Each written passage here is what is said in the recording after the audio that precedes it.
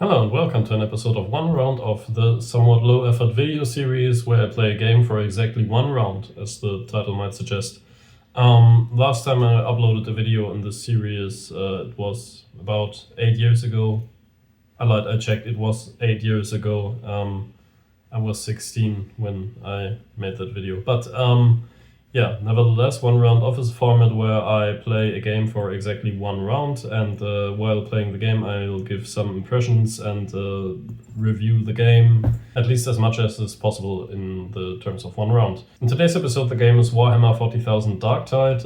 It's a game I've been playing recently. I've had it for quite some time, but only recently I've started to put some hours in it. 30 hours is not that much in terms of Steam game hours, but now that the Skitarii Class is out I wanted to make a video about it. So yeah, let's just get right into it. As you can already tell from the starting screen, Darktide is a game with multiple classes. On the starting screen right now there are only 4 classes, and that's because it's still from the base game. You can see the Ogren, the Veteran, the Zealot and the Psyker right in the middle. But since then there have been 3 additional characters. The Hiveganger, the Arbitus, which is kind of a policeman with a scary cyber dog, and the class I'll be focusing on today, the Skitarii. They all play quite differently, I think. I've only played Veteran and Skitarii. They all have different skill trees, different abilities, and different ultimate attacks, and different sets of weapons. So there is quite a lot of variety in this game. Like I already mentioned, I'll be playing the Skitarii in today's video. It's the newest DLC class, as you can already see in the top right corner. There's an ad for buying the DLC, which I did during the summer sale, so at least I saved a couple of bucks on it. Right now the Skitarii we'll be playing is on screen. It's a heroic warrior with the name USB-C port. There are also a lot of helpful tips on the loading screen. It's just a bunch of 40k-esque quotes, like you can see. Thy purpose is death. From the golden throne he sees all.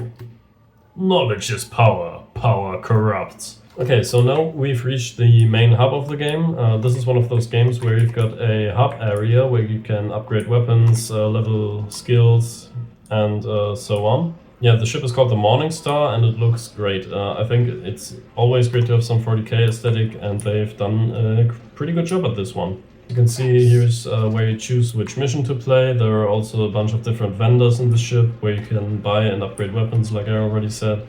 There's a Psycanium, I don't know what it's called in English, I have the game in German, Psycanium, right.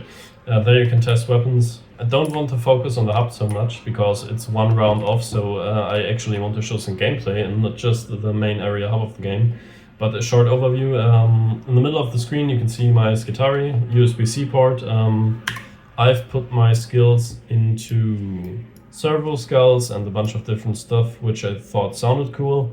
I didn't look up any guides, I didn't really read everything that's on there. I just choose the stuff that sounded cool. For example, Purgator Servo Skull. You have an additional servo skull equipped with a flamer. Target an area to deploy it. Use your primary action to switch between yeah, that doesn't matter, but hurling flaming skulls at people sounded cool, so that's why I picked it. But I'm sure if you're into min-maxing in these sort of games, you can also get a kick out of it. So I bet there's a bunch of different skills you can choose to have the optimal outcome, optimal DPS per second and whatever, but it's not my style of gameplay, I just chose what sounds cool. In today's video I'll also be playing on Malice, which is the second to lowest difficulty setting, because I want to showcase some gameplay and not actually sit here with focused gamer posture and try to win the game as bad as possible all the time.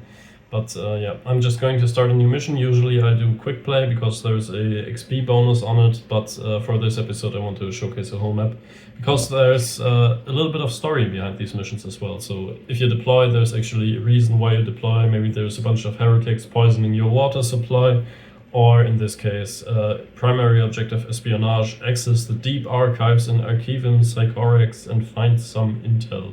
I'll just ready up right now, people can join later, so I just want the mission to start. There's usually a lobby where you can look at the equipment of other people, which classes they're picking and so on. I think it's also quite cool that during the loading screen you can actually see the different characters that are going to be in the mission.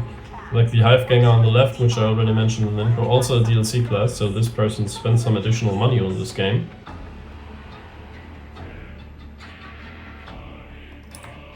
Yeah. Looks like we're in some type of sewer, and from here on out we'll be accessing the archives. For the weapons in this video I picked these dual blades because I think they look cool, and this thing. I'll have to look up the name later. There are the first enemies. In Darktide there are different types of enemies. These ones we can see right here are some special enemies, so like the shotgunner that was just murdered over there. Then there are these regular enemies that are just soldiers standing around. They've got guns, they've got helmets sometimes, and sometimes they're just normal poxwalkers. These guys are just standing around and waiting to be pushed over. This one, for example, is a special enemy, a gunner, which just got gunned down by my servo skull. Speaking of servo skull, I just deployed a flamer servo skull to roast some heretics up there, because there are some more special enemies up there.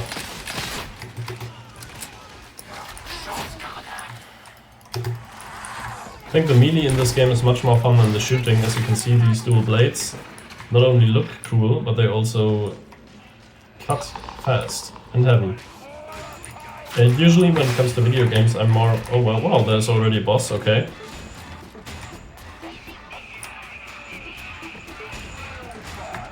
Okay, another player joined, he's playing the Ogren. Here there are mini bosses like this Chaos Spawn, which I just murdered using my servo skull. And there are also collectibles, like this plasteel container I just found. Yeah, there are also collectibles like these two I just picked up, which are great because I think you can snatch them away from teammates and greed for them, which is always a good mechanic in video games. I don't know if you share them, but I always greed for them because I want those upgrade materials. I think you can always tell when people are good at designing games if it's satisfying to pick up collectibles like these upgrade materials. Sometimes it feels like a grind to pick them up, but in Darktide I always think it's quite fun.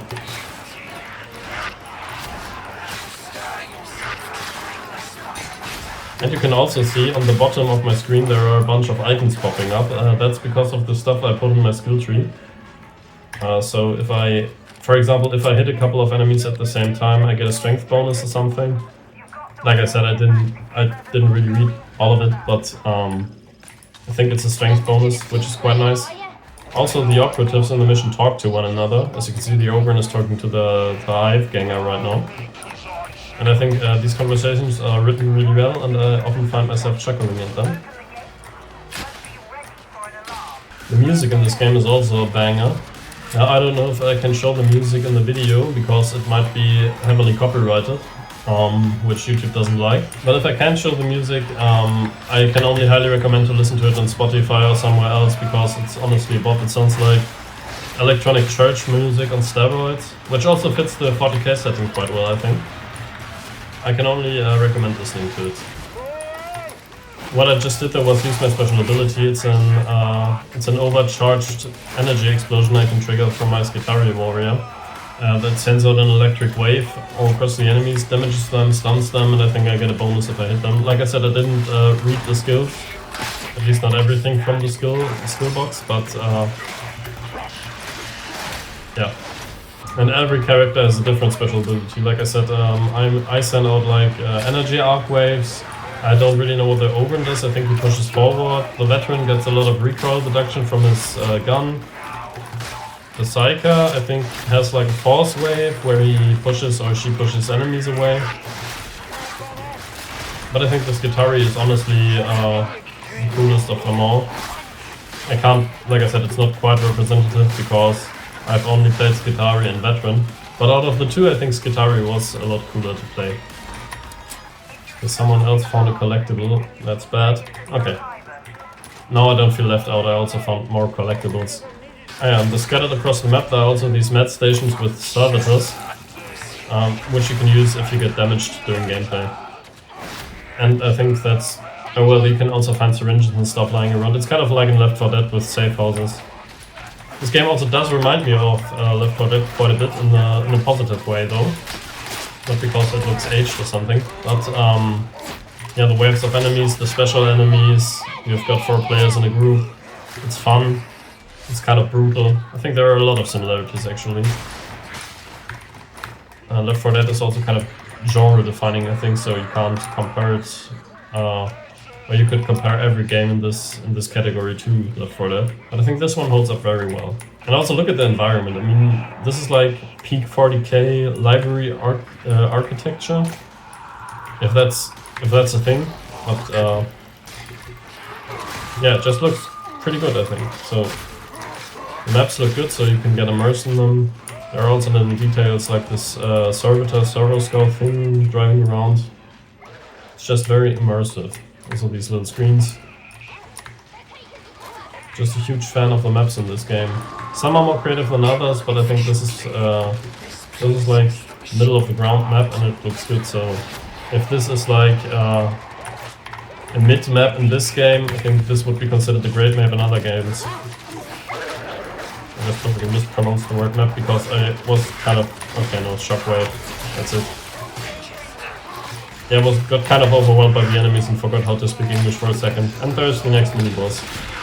That's also a thing about Darktide, there's always something going on, and I think in higher grades of difficulty it's even worse. This is the second easiest difficulty setting and I'm already a little bit overwhelmed. Might be a skill issue on my part, but I think this also speaks for the gameplay being fun. Another thing I like about the gameplay is that there's always something to find around a corner. Oh wow, what a jump scare.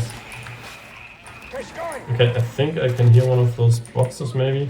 Sometimes I don't know if I'm going insane or if I'm actually hearing one of those collectible boxes. Could be both. Instead of helping my teammates, I'm going to go over here and greed for the upgrade material.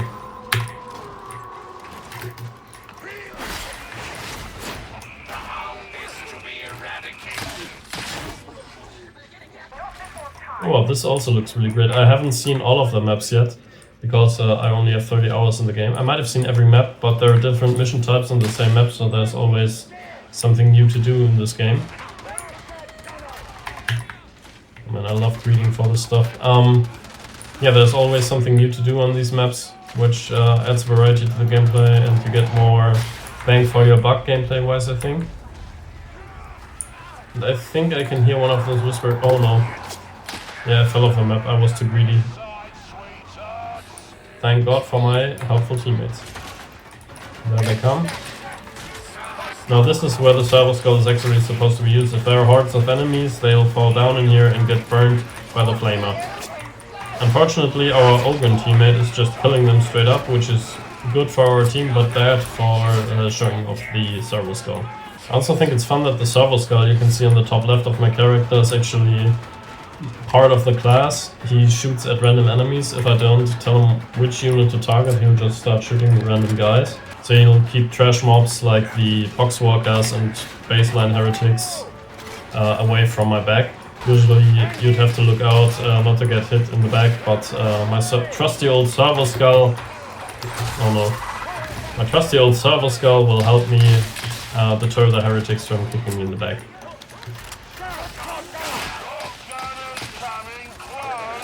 Don't forget, this is a team game. Just because I'm greeding for the collectibles and upgrade materials doesn't mean that this isn't a team game. I think every enemy type also has a weak point, so if I hit these heretics in the head, for example, they tend to die faster than if I were to hit them in the arm or something. So there are also more or less elaborate hitboxes for every enemy, which also makes it so that you can master the game or at least improve. Also, the game can be a little bit brutal. I don't know if I'm showcasing it here as well as I could. I'm also playing on mid to low graphics settings because I only have a 7040 graphics card, which has to hold for a couple of more years. Or if I suddenly become a millionaire, then it doesn't matter as much. But yeah, these are mid to low graphics, and I think for this being mid to low graphics, it looks really well, really good, I should say. So if you wanted to let your 6-year-old play this game, I'd recommend not to do so because it's violent.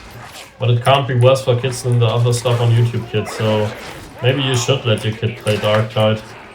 And by the way, if there is like this skull with a sword in it, that means I told my servo skull to target a specific unit.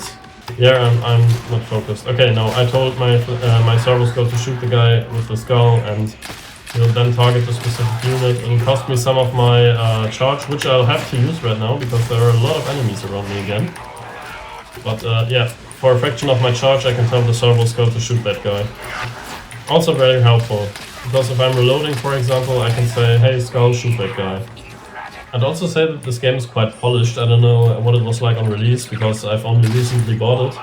Well, that's not true, I've owned it for quite some time, but I've only recently played it. But the stuff I've played seems really polished. I haven't encountered a lot of bugs. I read some reviews that the Arbitus class was bugged when it first released, but I haven't seen any of that.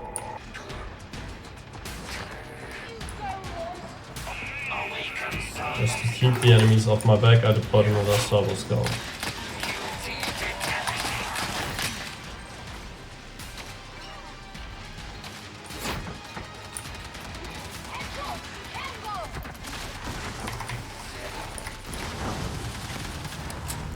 Oh, that's it, the mission's already over. As you can see, I got a bunch of upgrade materials. You also get an Emperor's Gift, which is either a weapon or a relic you can equip for some bonus damage or bonus HP or something.